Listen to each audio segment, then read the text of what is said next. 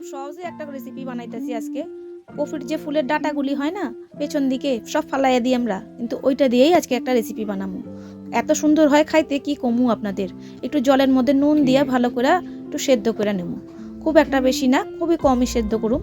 কইরা তারপরে কালো জিরা ফোড়ন দিয়া ছোট ছোট করে আলু কাইটটা এর মধ্যে দিয়া 2টা কাঁচা লঙ্কা দিয়া একটু সামান্য হলুদ দিয়ে আলুগুলিটা প্রথমে ভাইজা নেব।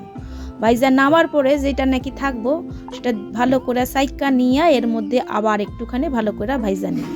ভালো করে ভাজা হয়ে গেলে একটু টমেটো, একটু আদা দিয়া দেবো, 1 চামচ জিরা গুঁড়া, একটু ধনিয়া গুঁড়া আর সামান্য হলুদ আর পরিমাণ মতো নুন।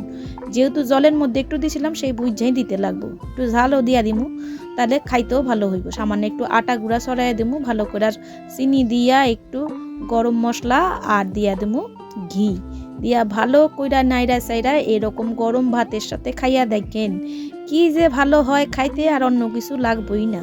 নিরামিষ একটা রান্না, কিন্তু আমরা অনেকেই কপির ডাঁটা ফালাইয়া দিই, কিন্তু এইভাবে একবার কইরা দেখবেন, অসাধারণ হয় খাইতে।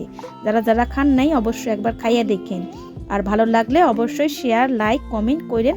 সব কিছুই কওয়া রইল আপনাকে উপরে নির্ভর। আপনারা বন্ধু আমার পাশে থাকেন, এটাই আশা করি। আবার নতুন রেসিপি নিয়ে আবার হাজির হব। কেমন?